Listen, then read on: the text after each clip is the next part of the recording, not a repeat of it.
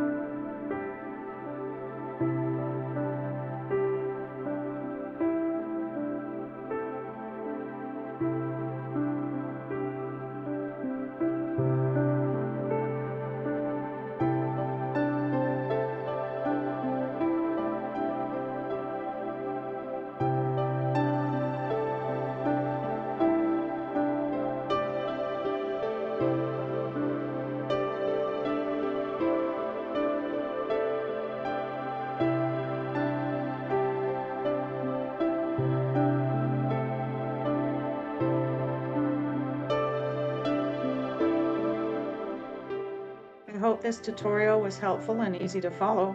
If you have any questions, feel free to leave them in the comments. And if you're interested in supporting Noble Arts, the links are below.